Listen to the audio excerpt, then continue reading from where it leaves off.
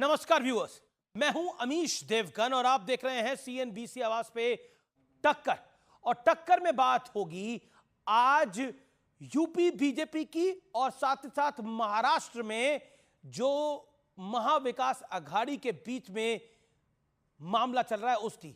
लेकिन ये नतीजों के साइड इफेक्ट अब देखने को मिल रहे हैं और इसी कड़ी में आज का दिन बेहद एक्शन पैक्ड रहा व्यूअर्स, क्योंकि भारतीय जनता पार्टी में लखनऊ से लेकर दिल्ली तक बैठकों का दौर चला।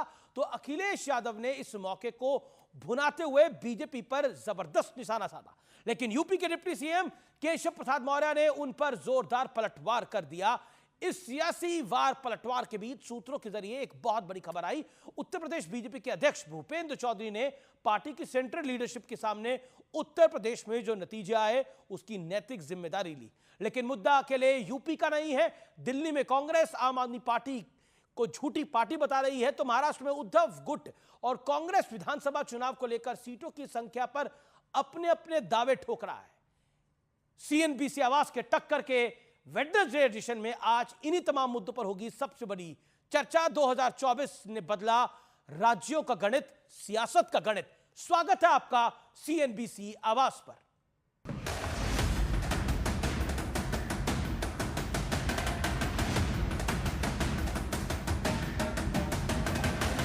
10 सीटों पर उपचुनाव से पहले दिल्ली से लखनऊ तक सियासी हलचल के बीच अखिलेश यादव ने बीजेपी पर निशाना साधा। कुर्सी की लड़ाई में जनता बहुत परेशान है।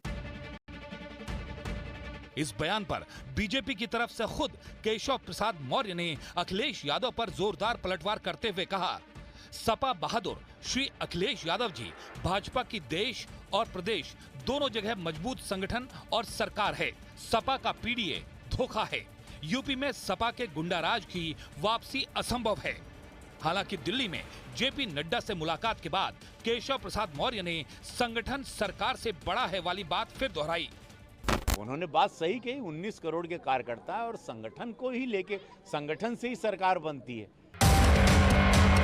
इस बीच यूपी बीजेपी अध्यक्ष भूपेंद्र चौधरी ने दिल्ली में पीएम मोदी से करीब 1 घंटे की मुलाकात की।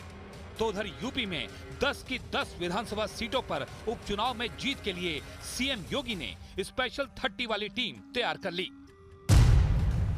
उधर सूत्रों का कहना है कि कांग्रेस ने अभी से सपा पर ज्यादा सीटें देने का दबाव बनाना शुरू कर दिया है। खबर है कि कांग्रेस सपा से 10 में 4 सीट चाहती है। हालांकि शुरुआती दौर की बातचीत में समाजवादी पार्टी इतनी सीटें देने को तैयार नहीं है। तो वहीं दिल्ली में कांग्रेस और आम आदमी पार्टी के बीच सियासी जंग शुरू हो गई है। बिजली की बढ़ी दर के खिलाफ कांग्रेस ने मोर्चा खोल दिया है। साथ ही केजरीवाल का वजन घटने के मुद्दे पर भी कांग्रेस आम आदमी पार्टी पर सवाल उठा रही है। कांग्रेस ये कह रही है कि हमारा किसी तरह का कोई अलायंस नहीं है। वो सेंट्रल की बात की, लोकसभा चुनाव की बात की।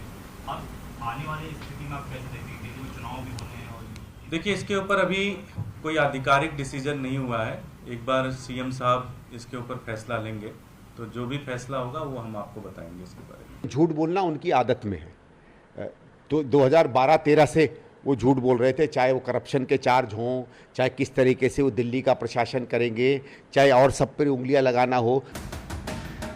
उधर करीब 4 महीने बाद महाराष्ट्र में होने वाले विधानसभा चुनाव को लेकर उद्धव की पार्टी ने 125 सीटों पर दावा ठोक दिया। तो कांग्रेस भी 150 से नीचे आने को तैयार नहीं है। तो आज इन तमाम मुद्दों पर होगी देश की सबसे बड़ी राजनीतिक बहस। तो 2024 के नतीजों के साइड इफेक्ट का विश्लेषण सुन लीजिए। सबसे बड़ी खबर उत्तर प्रदेश से है। तो उत्तर प्रदेश जेपी नड्डा से मुलाकात के बाद केशव मौर्य ने फिर दोहराया, संगठन सरकार से बड़ा है। कार्यकर्ताओं का दर्द मेरा दर्द है।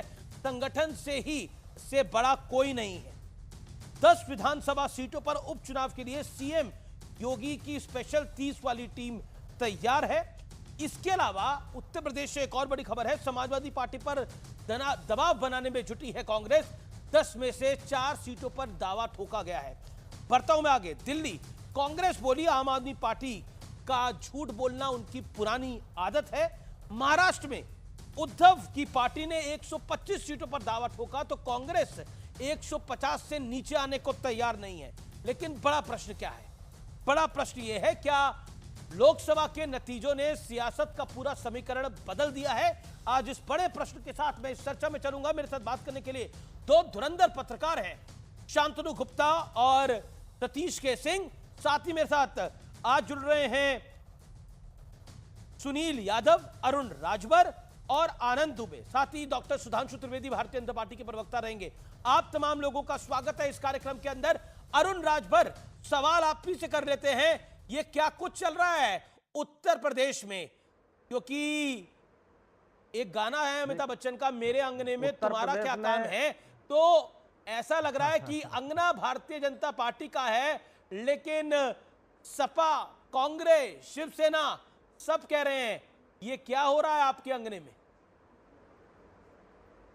देखिए, हमारे अंगने में कुछ नहीं हो रहा है। जिनके अंगने में कुछ होने वाला नहीं है वो इसके लिए बहुत ज़्यादा चिंतित हैं। वो अपनी चीज़ों को पुनः पाने के लिए, जो 2012 में इन लोगों ने पाया था, उसको 2027 में पाने के लिए ये झूठ को परोसने का प्रयास कर रहे हैं। संगठन में बदलाव होने के लिए आपस में मंथन चल रहे हैं और 2027 का जो इलेक्शन चुनाव होंगे उस चुनाव को भी मंथन चल रहे हैं। उसी में 10 विधानसभा उपचुनाव होंगे, उस पर भी मंथन हो रहा है। हर राजनीतिक दल मंथन करते हैं, लेकिन 2016 में जिस तरीके से, 2013 में जिस तरीके से सरेआम मंचों पर जिस तरीके से एक दूसरे का मंच छीन करके गालियां दी जा रही थी, तमाम बातें कही जा रही थी, उस तरीके से तो नूरा कुश्ती यहां नहीं हो रहा है। यहां तो हर एक कार्यकर्ता को लोकतांत्रिक व्यवस्था में अपनी बात कहने का अधिकार है और अपनी बात कर रहे हैं। अब हमारे साथ जो कार्यकर्ताओं ने कुछ कमियां रही हैं उसको दूर करने के लिए शीर्ष नेतृत्व के बीच में बैठक हो रही है। भारतीय समाज पार्टी पूरे उत्तर प्रदेश में सदस्यता अभियान चला करके लोगों को जोड़ने का काम कर रही है, अपने कार्यकर्ताओं को सक्रिय करने का काम कर रहे हैं और मुझे भरोसा है कि जो कार्यकर्ता हमारे साथ होंगे 2027 में वो ताकतवर बनकर काम करेंगे। अगर तूफान दूसरे की कश्ती में है तो आनंद लेना चाहिए, या फिर दूसरी भाषा में बोलूं तो अगर कहीं आग लगी है तो हाथ सेकने चाहिए? नहीं, बिल्कुल नहीं, बिल्कुल नहीं। लेकिन अमीश भाई, मैं एक बात जरूर कहूंगा कि अगर कोई किश्ती तूफान में फंसी है तो किश्ती का भविष्य क्या होगा और किश्ती को किसने फंसाया? तूफान कहां से है? तूफान क्या विपक्ष की तरफ से है? तूफान भारतीय जनता पार्टी में, खुद भारतीय जनता पार्टी के अंदर से है। उनके नेताओं ने तूफान खड़ा किया है, उनके सहयोगियों ने तूफान खड़ा किया है। भाई, योगी जी या उत्तर प्रदेश की बीजेपी सरकार पिछड़े और दलितों को आरक्षण नहीं दे रही है, ये बात अनुप्रिया पटेल जी ने कही। वो विपक्ष में नहीं है, वो सरकार में है। बुलडोजर के खिलाफ अगर कोई बोला है तो संजय निषाद जी बोले हैं, वो सरकार का हिस्सा है। बीजेपी की हार का जिम्मेदार कौन है, ये बात ओम प्रकाश राजभर जी ने कही है, वो खुद सरकार में है। तो आप भाई हमसे क्या उम्मीद करते हैं? अगर बीजेपी के पूर्व मंत्री ये कह रहे हैं कि हमने अपने राजनीतिक जीवन के 42 साल में इससे भ्रष्ट सरकार नहीं देखी, कोई थाना हो, तहसील हो, अस्पताल हो या लेखपाल से लेकर के डीएम हो, होमगार्ड से लेकर के कप्तान हो, कोई बिना पैसे के काम नहीं कर रहा है। इनके सांसद बोल रहे हैं, इनके लोग बोल रहे हैं, आरोप हम पे आ रहा है। देखिए, हम केवल अमीश भाई एक बात आपके कार्यक्रम में बिल्कुल आरोप आप पे नहीं बढ़ा, आप पे आरोप नहीं बढ़ा। मैंने बोला कि आप आनंदित हैं और एक विपक्ष में होने के नाते कोई आनंदित होता भी है, लेकिन हाथ भी सेक रहे हैं। लेकिन आग उतनी बड़ी नहीं है, मामला सुलझता हुआ दिख रहा है अब।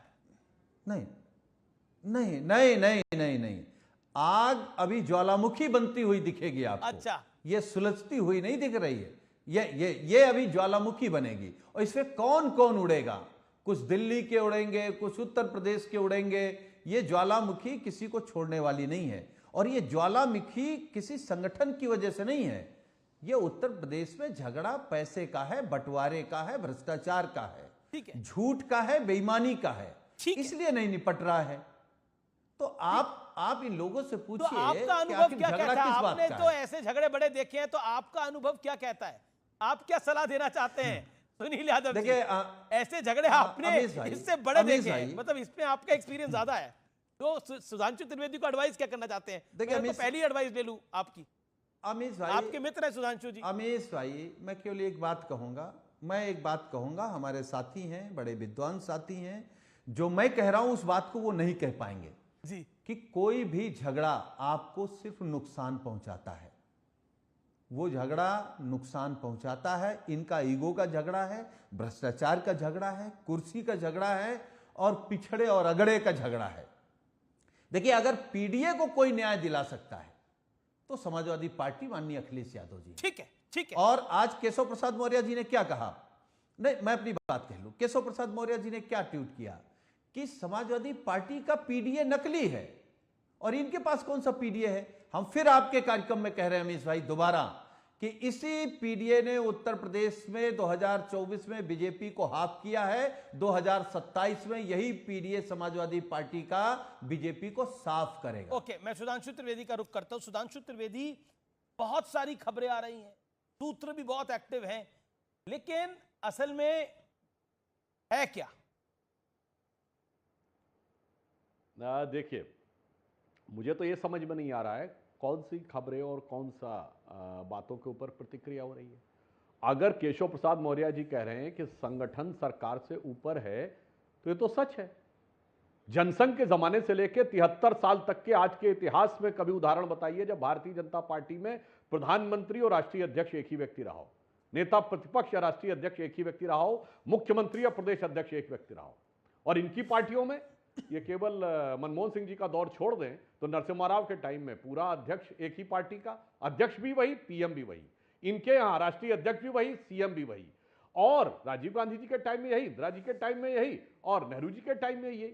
समाजवादी पार्टी में तो सदा सर्वदा वही रहेगा। मतलब इनके लिए तो सत्ता और संगठन दोनों परिवार के पॉकेट संस्करण होते हैं, एक इस पॉकेट में होता परिवार के, एक उस पॉकेट में। तो इसमें तो कोई ऐसी बात है नहीं जिसमें ये जरूरत से ज्यादा देखने का प्रयास करना। सुनील जी ने एक अच्छी बात कही। सुनील जी ने कहा आग लगने की संभावना है और तूफान आ रहा है, और इन्होंने कहा कि शानदार सफलता समाजवादी पार्टी ने पाई है। मैं बिल्कुल कहना चाहूंगा समाजवादी पार्टी को अच्छी सफलता मिली है, मगर वो तूफान की झनक और आवाज की खनक अखिलेश जी के आवाज में नजर नहीं आ रही, राहुल गांधी जी के उसमें ज्यादा नजर आ रही है। 9.3% वोट पाके ऐसा डंका बज रहा है दिल्ली में जैसे कि पता नहीं कौन सा किला कांग्रेस ने फतेह कर दिया। ये भाई साहब आने वाले तूफान की आवाज है समाजवादी पार्टी के लिए, क्योंकि आप ये समझिए कि जिस वोट बैंक के चक्कर में आप दोनों लोग साथ में आए थे ना, उसका पुराना आशिक लौट के आ रहा है। और जब ये इश्क जग जाता है ना, वो जो आग लगने वाली ना उस इश्क की, वो आग आप देख नहीं पा रहे हैं कि फ्यूचर में वो आपके लिए कितनी बड़ी चुनौती बनने वाली है। जिसे कहते हैं ना, इश्क है वो आतिश गालिब, जो लगाए तो लगे पर बुझाए ना बुझे। मुलायम सिंह जी ने कहा था कभी अपना घर मत दिखाना, और घर दिखा दिया। तो मैं सिर्फ एक वाक्य याद दिलाना चाहता हूं सुनील जी, मध्य प्रदेश चुनाव के समय अखिलेश जी ने कहा था कि कांग्रेस बहुत चालू पार्टी है। ये हमारा बयान नहीं था, गठबंधन में रहते हुए उनका बयान था। अब उसको, उस चालबाजी को आप कितना समझ पाएंगे ये देखने वाली बात होगी। इसलिए आने वाला तूफान और लगने वाली आग, इसे आपको आंखें खोल के देखना चाहिए। जहां तक हमारी बात है, आपने कहा पीडीए हमारा कौन है, तो उसका तथ्यात्मक उत्तर दे देता हूं।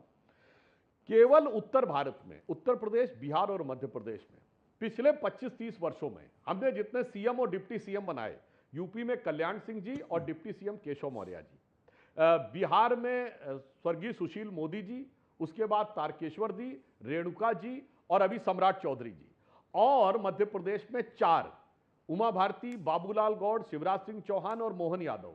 महोदय, इन 10 में और अगर प्रधानमंत्री जी को जोड़ लें तो सिर्फ पीएम और डिप्टी सीएम में 9 अलग अलग पिछड़ी जातियों के लोग हैं। सिर्फ मोहन यादव जी और बाबूलाल गौड़ जी की जाति एक है, और उमा भारती जी और कल्याण सिंह जी की जाति है। इसे कहते हैं पिछड़ों को साथ। ठीक है, जवाब ले लेते हैं सुधांशु। जवाब क्या नहीं, हमने तो 2 यादव सीएम बनाए। आप एक बता दीजिए, ये पीडीए नहीं है, ये परिवार के लिए, पी फॉर परिवार है हमारे यहाँ। पी का मतलब पिछड़ा है, जो मैंने 25 वर्ष में गिना के दिखा दिए। अच्छा ठीक है अमीश भाई, मुझे एक बात की तो खुशी है कि कम से कम एक प्रश्न का जवाब दे। आप केशव प्रसाद मौर्य की हर बात को मान रहे हैं कि वहां पर कुछ गड़बड़ हो रही है। केशव प्रसाद मौर्य ने तो यह भी बोला कि अब गुंडावादी तत्व वापस नहीं आएगा उत्तर प्रदेश के अंदर, तो उस बात से आप कितना सहमत है सुनील जी?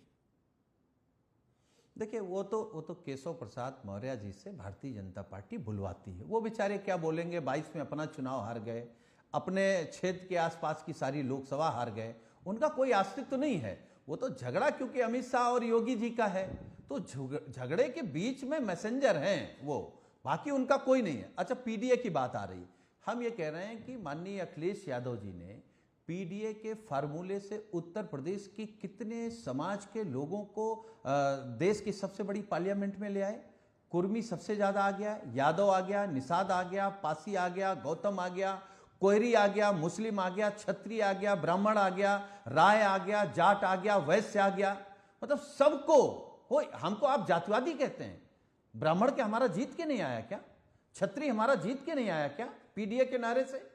और एक बात अच्छा, पीडीए में पिछड़ा तो पी के लिए है, आप लोग दलित डी के लिए है, ए के लिए अल्पसंख्यक है, अल्पसंख्यक है, मुसलमान है, अल्पसंख्यक मुसलमान है और सामाजिक न्याय है। देखिए, जो भी पीड़ित है उसके लिए हम लोग खड़े हैं। हम और अभी आपने बड़ी बात बोली कि योगी अगर जी, कल आप पीड़ित हो जाएंगे तो हम कल आपके लिए खड़े हो जाएंगे। अरे अभी आपने बोला योगी जी और अमित शाह के बीच में है, वो तो मैसेंजर है। आपको किसने बताया योगी जी और अमित शाह के बीच में कुछ है? ये जानकारी आपके पास कहां आई? क्या अमित शाह जी ने बोला या योगी जी ने कुछ बोला? मुझे लगता है अमीश भाई, ये बात हम भी जानते हैं, आप भी जानते हैं, पूरा उत्तर प्रदेश जानता है और पूरी भारतीय जनता पार्टी जानती है कि कब से योगी जी को हटाने का। देखिए क्या ना, मोदी जी के बाद कौन, ये आपको समझना होगा। कि हम अभी किसी से बात कर रहे थे, किसी ने हमसे कहा उत्तर प्रदेश में कल्याण सिंह पार्ट 2 चल रहा है, योगी जी को कल्याण सिंह बना देना चाहते हैं।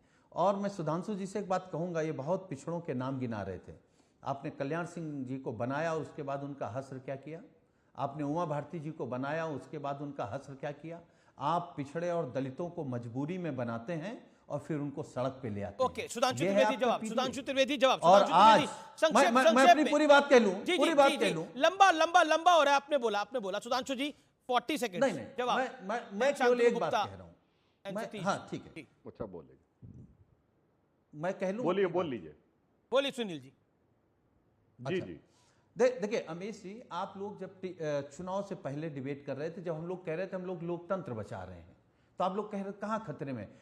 इस चुनाव में लोकतंत्र सिर्फ देश में नहीं बचा, बीजेपी का भी लोकतंत्र बच गया।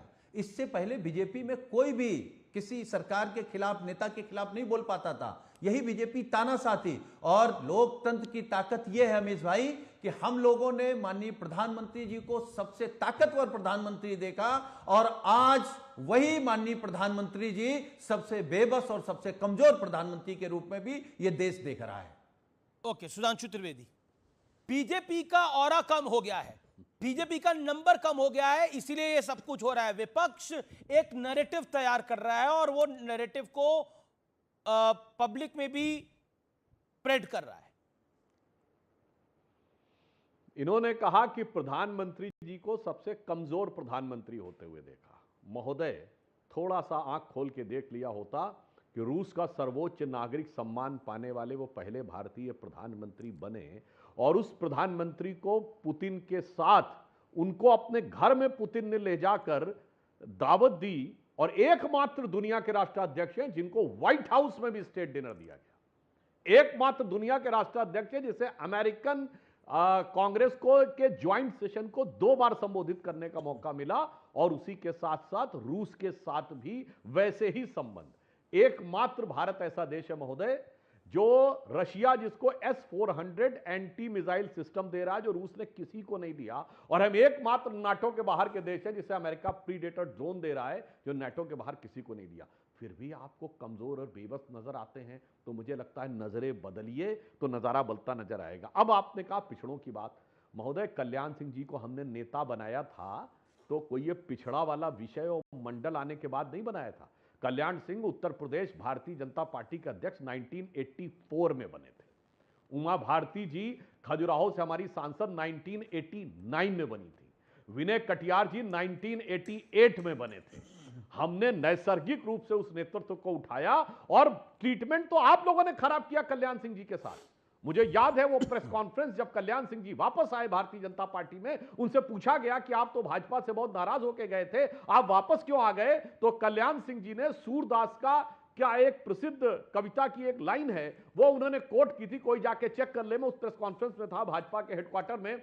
उन्होंने ये कहा था, मेरो मन अनत कहां सुख पावे, जैसे उड़ जहाज को पंछी फिर जहाज पर आवे।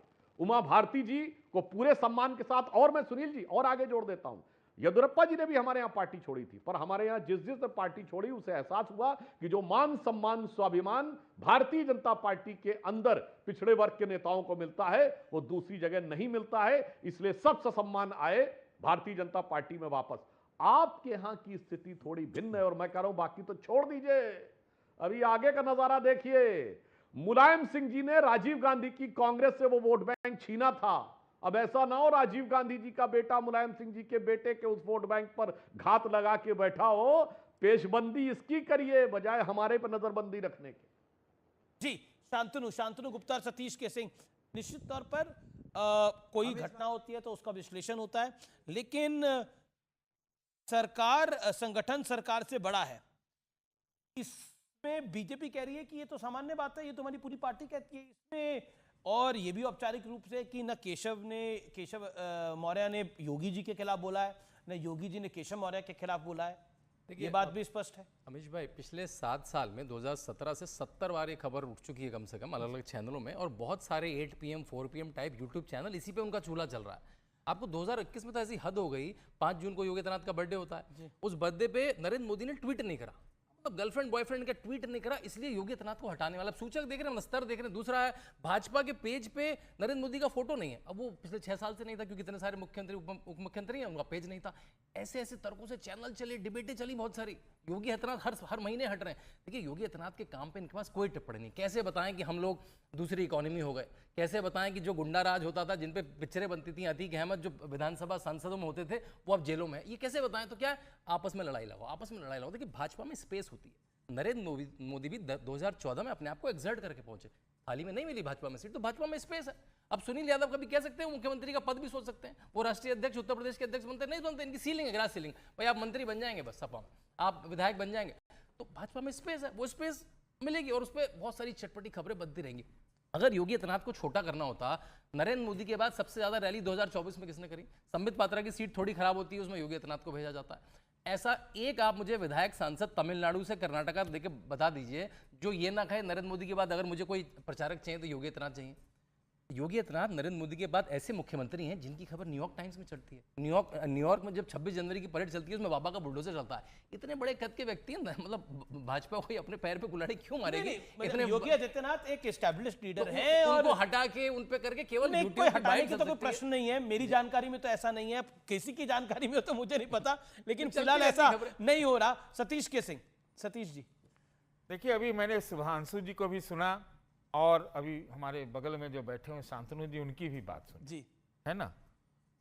देखिए क्या होता है, दूसरे के हाथ तूफान खोजना और अपने यहाँ सब कुछ ढक देना, उसको अच्छा बता देना, जी जी, ये एक हम लोगों की परिपाटी है, राजनीतिज्ञों की परिपाटी होती है ना। देखिए, दरअसल जो कुछ भी बात बोला जा रहा है, योगी जी के बारे में कहा गया कि सब जगह रैली करने गए, ये चुनावों के नतीजे के पहले की बातें हैं। और भाजपा में जो अभी एक्सरे गामा रे सब निकाला जा रहा है, चुनावों के नतीजे के बाद निकाला। एक विकेट तो आज गिर ही गया, उन्होंने रिस्पॉन्सिबिलिटी ले ली है भूपेंद्र चौबे। तो आपको क्या लग रहा है, जो भूकंप का कंपन है वो दिल्ली टू लखनऊ, लखनऊ टू दिल्ली, कुछ तो है। काहे का प्रधानमंत्री जी और अमित शाह जी में तुम रोज मिलते होंगे, लेकिन आज सुना है कि अभी 2-2.5 घंटे की मीटिंग हो रही है। कौन सी बात है भाई? ये 2-2 दिन में ये जो है केशव प्रसाद मौर्य जी वो कैबिनेट के मीटिंग में तो जाते नहीं है और दिल्ली चले आ रहे हैं। कुछ तो है, मैं नहीं कह रहा हूं क्या है, लेकिन जब बात शुरू हुई तो दूर तक जाएगी।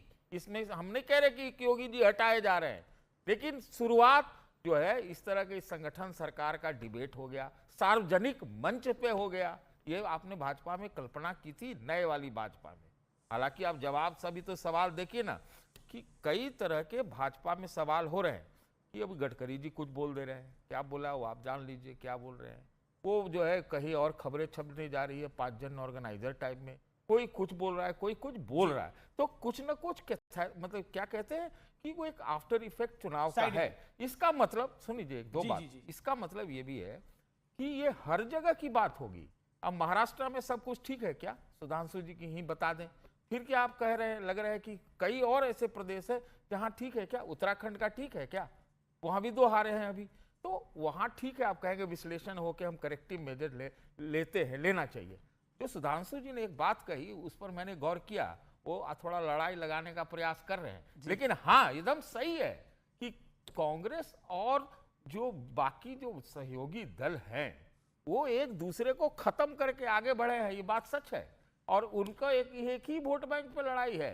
तो आज जो मध्य प्रदेश का टकराव था वो आज न कल वो टकराव उठने वाला है। ये तो ये है, विपक्ष अभी खुमार में है। आप लोग के साथ पार्टी कर रहे हैं बंबई में। जी ओके सुधांशु त्रिवेदी, देखिए मैं उसमें क्या बोलूं। सुधांशु त्रिवेदी,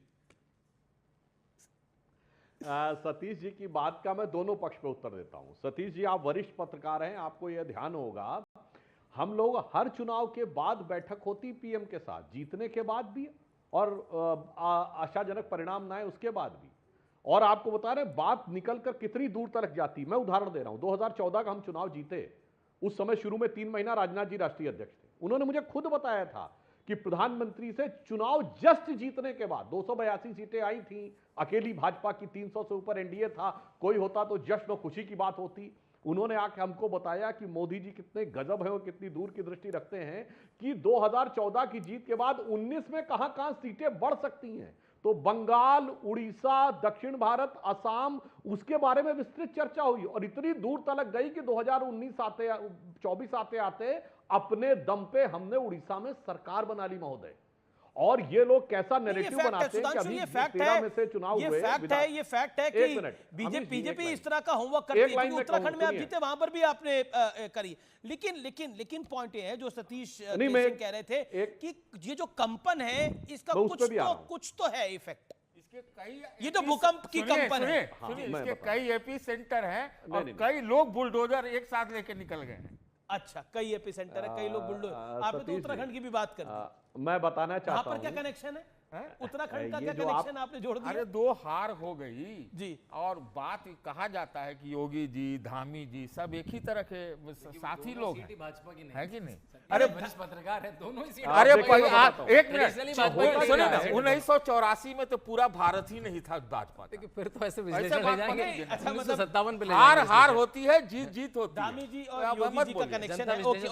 ओके किसके पास? ओके, अरे वो तो जानते हैं, सब जानती है जनता, हम लोग से आपसे ज्यादा जानती है जनता। सुधांशु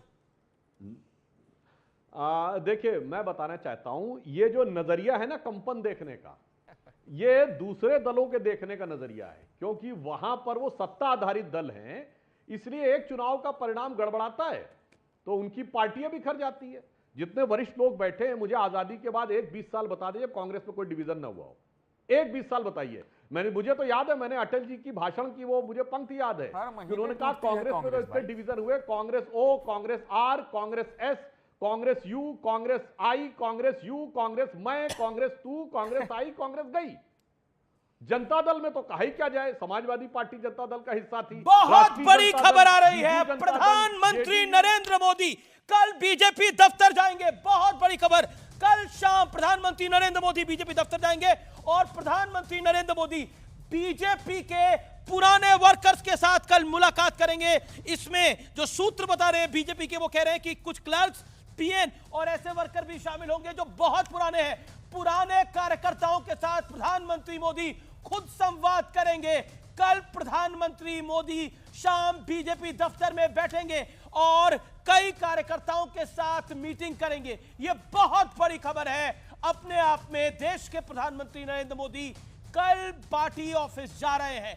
बहुत बड़ा अपडेट। शांतनु गुप्ता, देखिए प्रधानमंत्री को देखेंगे जब भी वो चाहे वो बनारस जाएं या किसी भी बड़े कार्यक्रम में जाएं तो कार्यक्रम के पहले कार्यक्रम के बाद उस जिले की टीम से या उस राज्य की टीम से मिलते हैं। अभी चुनाव के दौरान आपने देखा होगा बिहार में तो वो पार्टी कार्यालय चले गए और बिल्कुल माइक लेके बूथ कार्यकर्ताओं को बिल्कुल गुजरात में करने लगे। तो मेरे ख्याल से मतलब आपको लग रहा है बड़ी खबर है, लेकिन प्रधानमंत्री जिस तरह से ऑपरेट करते हैं लेकिन चुनाव के बीच का समय था, लेकिन ये चुनाव के बाद पुराने कार्यकर्ताओं के साथ, कुछ वरिष्ठ कार्यकर्ताओं के साथ 1-to-1 या फिर बैठक करने जा रहे हैं या मीटिंग करेंगे, बैठेंगे बीजेपी ऑफिस में। ये बड़ी खबर है अपने आप में, यानी कुछ समय कल देंगे।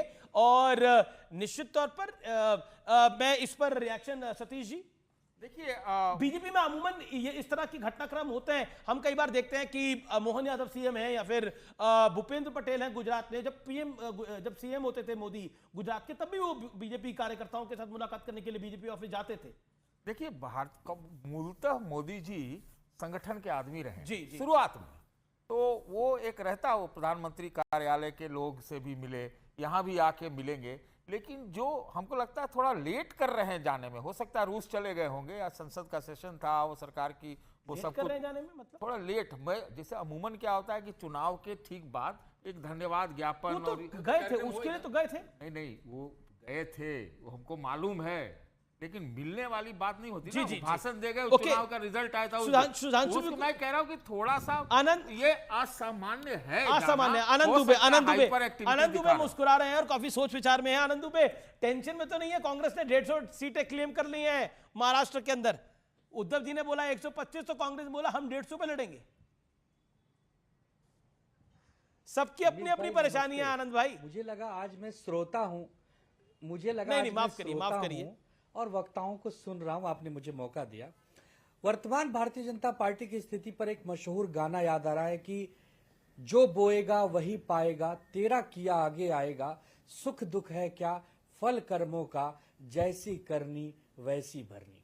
आप पार्टियां तोड़ोगे, आप सरकार गिराओगे, आज नहीं कल ईश्वर आपको जरूर इसका जवाब देंगे। आपकी भी पार्टियां टूटेंगी, आपकी भी सरकार गिरेगी। अब आता हूं महाराष्ट्र पर। महाराष्ट्र में महाविकास आघाड़ी में शिवसेना पार्टी एक महत्वपूर्ण घटक दल है। 2019 में जब हम भारतीय जनता पार्टी के साथ मिलकर चुनाव लड़े थे तो हम 124-25 सीटों पर चुनाव लड़े थे। 2024 में जब हमने लोकसभा का चुनाव लड़ा तो हम इस बार 21 सीटों पर लड़े, क्योंकि हम 2019 में 23 सीटों पर लड़े थे। हम अपने मान सम्मान से समझौता नहीं कर सकते। सरकार बनाना बिगाड़ना हमारी प्राथमिकता नहीं है। संगठन कैसे मजबूत हो, राज्य की जनता के जीवन में खुशहाली कैसे आए, वो भी तो देखना पड़ता है। हम अगर अब 288 विधानसभा है और उसमें अगर हमारे कार्यकर्ता, हमारे कैडर हर विधानसभा पर हमारी पार्टी का झंडा लेकर आगे चलते हैं, हर जगह शाखा प्रमुख है, हर जगह विभाग प्रमुख है, आमदार खासदार के लिए लोग मेहनत करते हैं, तो स्वाभाविक सी बात है कि हम चुनाव लड़ना चाहेंगे ज्यादा से ज्यादा सीटों पर। आनंद भाई, मेरे दिमाग में एक बात आई कि ये 125 पे आप लड़ेंगे, 150 पे कांग्रेस लड़ेगी, 275 तो आप ही लोगों की होगी, तो शरद राव पवार साहब की पार्टी को कितनी देंगे? और एक दो छोटे घटक दल और हैं, उनके लिए कुछ बचेगा या नहीं बच पाएगा? राजनीति में इच्छा प्रकट करना अलग बात है और उस पर मोहर लगाना अलग बात है। हमने एक इच्छा प्रकट की है, हमारे नेताओं ने कहा है कि हम 125 पर लड़ेंगे। अब एक बैठक होगी, उस बैठक में शीर्ष नेतृत्व तय करेगा। आदरणीय उद्धव ठाकरे साहब, शरद पवार साहब और मल्लिकार्जुन खड़गे जी, ये तीनों बैठ के तय करेंगे कौन कहां लड़ेगा, और ये लोकतंत्र में होना भी चाहिए। अब एनडीए मानता हो कि न मानता हो, बीजेपी में कल्चर हो नाना पटोले ने तो तय कर लिया कि हम 150 पे लड़ेंगे। नाना पटोले ने बोला कि 150 से कम पे समझौता ही नहीं होगा। कांग्रेस सबसे बड़ी पार्टी है, कांग्रेस की सबसे ज्यादा लोकसभा में सीटें हैं, कांग्रेस का हक है 150 सीटों लड़ने का। नाना पटोले ने कहा कि इससे कम सीटों पे हम लड़ ही नहीं सकते। अमीश भाई, नाना पटोले जी अपनी पार्टी के शीर्ष नेतृत्व नहीं हैं, वो महाराष्ट्र इकाई के अध्यक्ष हैं। शीर्ष नेतृत्व मल्लिकार्जुन खड़गे, वही तो कह रहा हूं, हमारी पार्टी, तीनों ही पार्टी राष्ट्रीय पार्टियां हैं। उद्धव ठाकरे साहब, शरद पवार साहब, मल्लिकार्जुन खड़गे जी, तीनों नेता जब बैठ के बातचीत करेंगे, संवाद करेंगे, डायलॉग से हमारे रास्ते निकल जाएंगे। लोकसभा में भी तो बहुत ही वाद विवाद था, लेकिन सबने लड़ा ना। 21, 17 और 10 बहुत आसानी से हमने अच्छी खासी सीटें जीती। उसी प्रकार महाविकास आघाड़ी में 288 में से अगर हम 125 लड़ते हैं, कांग्रेस लड़ती है, और अगर शरद पवार साहब, तो हम 200 का आंकड़ा पार करने वाले। आनंद Dubey, Satish ji as a point, मैं ये कहना चाहता हूं कि देखिए, उद्धव ठाकरे को अगर ये नेतृत्व देंगे और उसकी अग्रणी भूमिका यूबीटी को करेंगे तो इनको फायदा होगा, लेकिन टकराव तो होगा कि कांग्रेस वालों के हौसले बुलंद है। हमने देखा ना अभी, लेकिन इसी का नतीजा हुआ कि क्रॉस कांग्रेस तो यूपी में भी है 10 क्रॉस वोटिंग हो गई एमएलसी के चुनाव में। भाई इतना इनके हौसले बुलंद थे, सब कुछ था, तो ये क्रॉस वोटिंग कहाँ कौन क्रॉस कर गया? महाराष्ट्र में। महाराष्ट्र में क्रॉस कर गया, वहां क्रॉस चल रहा है पूरा महाराष्ट्र में। इसका मतलब ये नहीं मैं कह रहा हूं कि इनके यहाँ सब चीज बुरा है, इनके यहाँ भी है, बीजेपी में भी बहुत बुरा है जी। बीजेपी में भी बुरा है, इनके यहाँ भी बुरा है, लेकिन इनका एक बुरा कुर्सी- बोलना नहीं चाहिए। देखिए राजनीति का कुर्सीकरण जो है ना, कॉमर्शलाइजेशन, अमीश भाई, इसका यही सब फॉलोआउट है, यही सब है। Okay, Anand Dubey has a point. Anand Dubey Congress party में जो क्रॉस वोटिंग हुई अमीश भाई, वो सबको पता है कि वो 6-7 नेता कौन है। ऑलरेडी वो करीब करीब कांग्रेस छोड़ने जैसी स्थिति में है। उनके कोई रिश्तेदार या तो बीजेपी में है या बीजेपी के सहयोगियों के साथ है, तो हमें पता था। लेकिन न तो शिवसेना के कोई, लेकिन देखिए एक और अंडर करंट है महाराष्ट्र के अंदर। इस बार ही शरद राव पवार सुप्रिया सुले को मुख्यमंत्री बनाने का दांव खेल सकते हैं चुनाव के बाद, नतीजों के बाद। और मेरी बात को आप नोट करिएगा, शरद राव पवार ये दांव खेल सकते हैं कि किसकी सीटें कितनी आई और उसके बाद वो सुप्रिया सुले को मुख्यमंत्री बनाने का दांव खेल दें, क्योंकि अगर उनका नंबर उस तरह का आता है। नहीं, ये देखिए शरद राव पवार की राजनीतिक बुद्धिमानी को आप भी लड़ाई लगवा रहे हैं। मैं बिल्कुल लड़ाई नहीं लग रहा हूं, नहीं, फैक्ट बोल रहा हूं, नहीं, नहीं, मैं ऐसा- फैक्ट बोल रहा हूं। मैंने पिछले चुनाव से पहले अमित फैक्ट बोला था कि महाराष्ट्र शरद के राव किसी- पवार ने पिछले चुनाव से पहले फैक्ट बोला अरे था पवार शरद राव साहब, पवार आज ना ऑन रिकॉर्ड बोला कि शरद राव पवार या तो बीजेपी के साथ जाएंगे या तो उद्धव को अपने साथ लेंगे। उन्होंने उद्धव को अपने साथ लिया और एग्जैक्टली वही हुआ जो स्क्रिप्ट शरद राव पवार ने लिखी थी। और आज आप नोट करिए 7 महीने चुनाव के अंदर कोई सौगात नहीं है, नंबर ऊपर नीचे हुआ। या तो बीजेपी के समर्थन से सुप्रिया सुले पर सीएम बनेगी या तो कांग्रेस के समर्थन से सुप्रिया सुले सीएम बनेगी, आप देख लीजिएगा। चलिए, क्योंकि राजनीति की समझ हम भी रखते हैं। और रमेश जी, आप महाराष्ट्र के किसी भी लोकल पत्रकार से पूछिए तो ये बात वहां पे बड़ी कॉमन है, ये that's कॉमन the चर्चा point. करती है। मराठी के बहुत सारे ट्वीट हैं इसके ऊपर। तभी ज्यादा सीटों की बात है, अगर 4 सीट भी मेरी ज्यादा आ गई तो पहला क्लेम मेरा होगा ना मुख्यमंत्री। 4 क्या, मैं कहता हूं अगर शरद पवार की सीटें कम भी आएंगी तब भी क्लेम कर सकते हैं वो। अब ये नॉर्मल देखिए महाराष्ट्र की जो राजनीति है ना, वो चुनाव जब होगा उससे 1.5 महीना पहले ही डिसाइड होगा। कुछ नहीं, कौन किधर रहेगा पता ही नहीं। कहता हूं, देखिए हम तीनों पत्रकार हैं, चुनाव जब होगा तब भी डिसाइड नहीं होगी, चुनाव के बाद डिसाइड होगी। और यहाँ एग्रीमेंट है, यहाँ एग्रीमेंट है। Okay, Anand Dubey has a point. Anand Dubey कुछ कहना चाह रहे हैं? Okay, then Sudhanshu ji, I come to you. कल्पनाओं में हमें नहीं बहना चाहिए। आदरणीय सुप्रिया सुले जी सांसद हैं, वो अपने काम से खुश हैं, वो पार्टी को विस्तार दे रही हैं। तो ऐसी तो कोई चर्चा महाराष्ट्र में नहीं है कि सुप्रिया सुले जी मुख्यमंत्री की रेस में। मुख्यमंत्री के लिए सबसे योग्य और बड़ा चेहरा आदरणीय उद्धव ठाकरे साहब ही हैं। ये सभी कह रहे हैं, शंकराचार्य हो और चाहे हमारे नेता हो, सबने एक ही आवाज में कहा है कि उद्धव ठाकरे साहब के नेतृत्व के उस समय कोरोना काल के संकट के समय के काम को जिसने भी देखा है, उनकी छवि उस लायक है। अब कांग्रेस पार्टी भी एक राजनीतिक पार्टी है, हो सकता है आज नहीं कहा है तो कल कह देगी, क्योंकि कांग्रेस पार्टी के पास तो और भी बहुत सारे राज्य हैं मुख्यमंत्री बनाने के लिए, लेकिन हमारे पास तो महाराष्ट्र राज्य है, तो प्राथमिकता हमें मिलनी चाहिए एज अ मित्र पक्ष। बहुत सिंपल सी। अमीश चुनाव के महाराष्ट्र के चुनाव के पहले और चुनाव के बाद भारत में बहुत सारे बेमेल के मेल हुए हैं। उसमें सबसे बड़ा जो बेमेल का मेल है वो शिवसेना और कांग्रेस का है, तो उनका साथ में आना ही बड़ी बात है। अब वो किस तरह से आए हैं, कैसे वो वोट ट्रांसफर करते हैं, वो अपने आप में टेढ़ी खीर है। तो देखिए, प्रवक्ता तो पार्टी का आएगा, उसके लिए डे जॉब है, वो तो अपने पक्ष में बोले। ओके, सच्चाई बोलूं? जी। उद्धव ठाकरे आज के डेट में भारतीय जनता पार्टी के सबसे बड़े दुखती रग हैं और कांग्रेस के लिए उद्धव ठाकरे एक ट्रॉफी की तरह है। एक ट्रॉफी की तरह, ये आप कह रहे हैं। Okay, Sudhanshu Trivedi, your comments. और प्रधानमंत्री कर रहे हैं तो सतीश जी का कहना है कि लेट कर दिया है, लेकिन जब प्रधानमंत्री गुजरात के सीएम होते थे तब भी यही करते थे वो। देखिए, मैं कहना चाहूंगा महाराष्ट्र विकास आघाड़ी की 3 पार्टियां, जिसमें एक पार्टी शिवसेना यूबीटी, जिसे महाराष्ट्र राज्य में भी आधी सीटें लड़ने को नहीं मिल रही हैं, वो है राष्ट्रीय पार्टी। शरद पवार साहब जी की पार्टी को शायद 3 डिजिट में सीटें लड़ने को नहीं मिलेंगी, वो है राष्ट्रीय पार्टी। महोदय, यही तो गलतफहमी थी। कहां कांग्रेस चौथे नंबर की पार्टी थी जब आप हमारे साथ थे, तो इससे ज्यादा सीटें आपको लड़ने को मिल रही थी, मगर तब आपको लगा कि आपके मन का भाव कुछ और है और आज वहां जाके 125 के लिए जद्दोजहद करनी पड़ रही है। और शरद पवार साहब इतने मजे खिलाड़ी हैं कि जब कुश्ती होती है तो अच्छा पहलवान वो नहीं होता जो दिखने में ज्यादा बड़ा दिखाई पड़े, यानी सीटें ज्यादा हों। जो दूसरे के वेट का इस्तेमाल अपने पक्ष में कर ले वो दांव बेहतरीन होता है। और शरद पवार साहब उस दांव के बेहतरीन खिलाड़ी हैं। भविष्य में आप देखिएगा।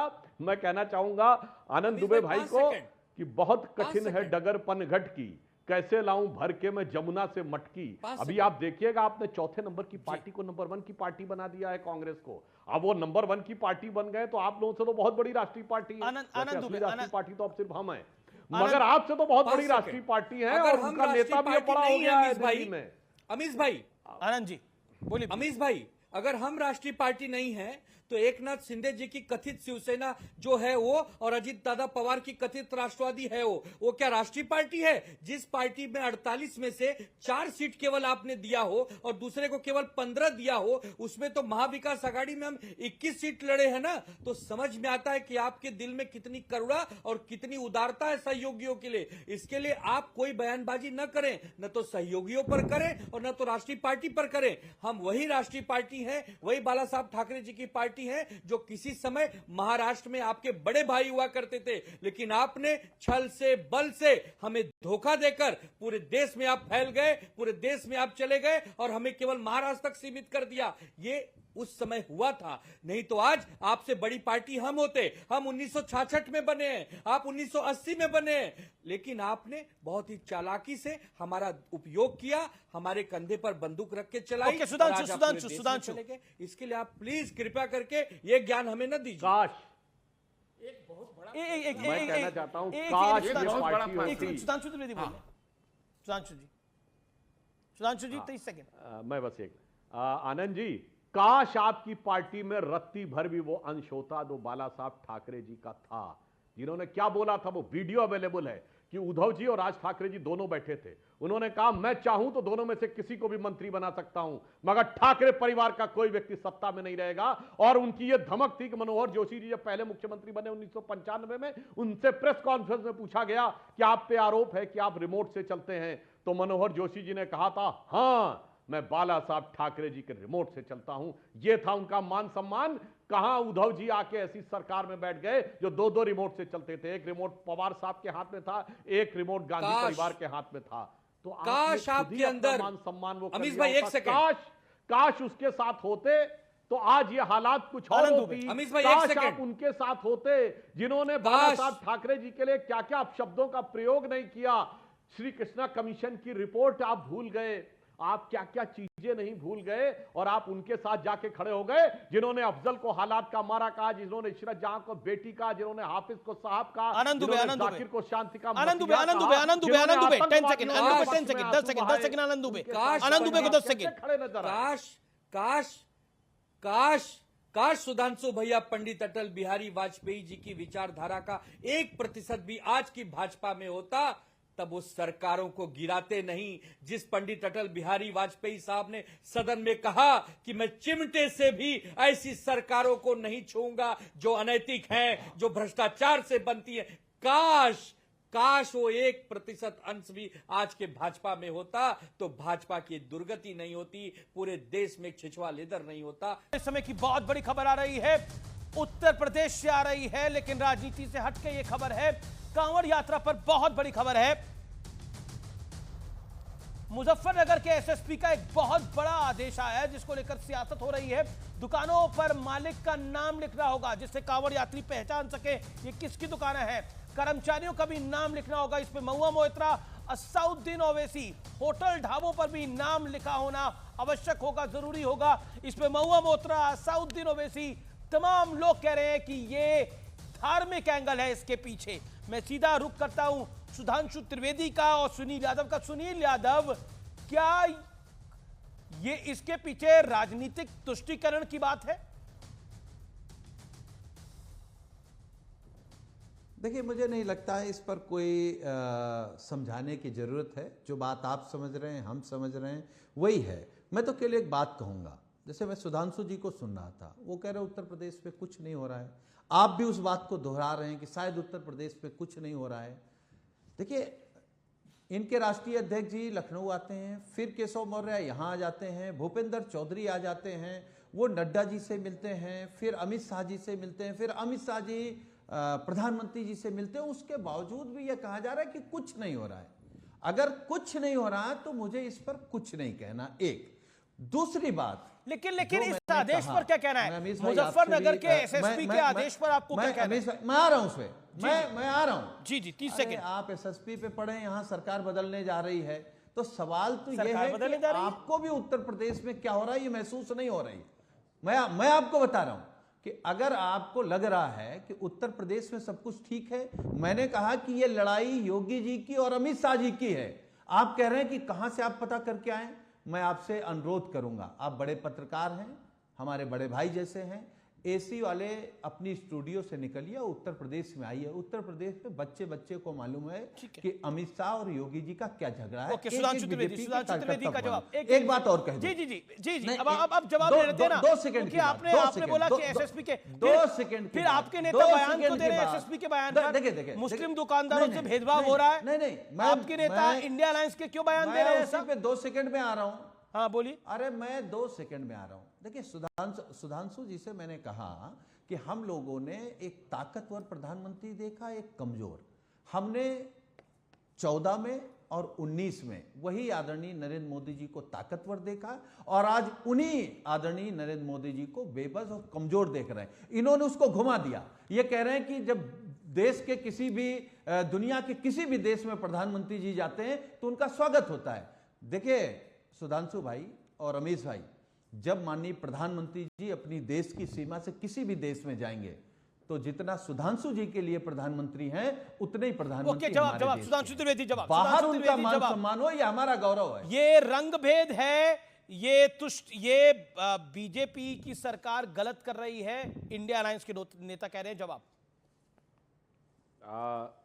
सुनील जी ने प्रधानमंत्री जी के संदर्भ में कहा तो मैं ये भी बताना चाहता हूं, आपने बिल्कुल सही बात कही।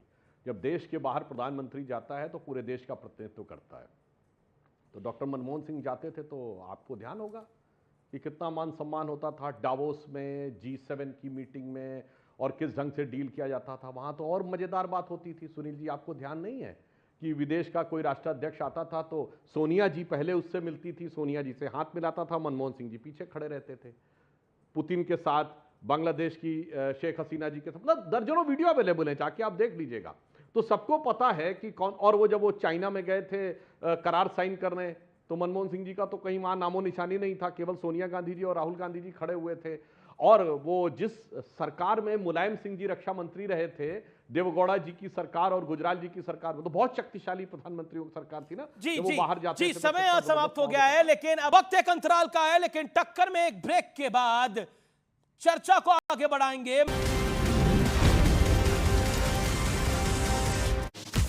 सीएनबीसी आवाज पे टक्कर का बुधवार एडिशन, वेडनेसडे एडिशन, सत्य और तथ्य आपके समक्ष रखता हूं।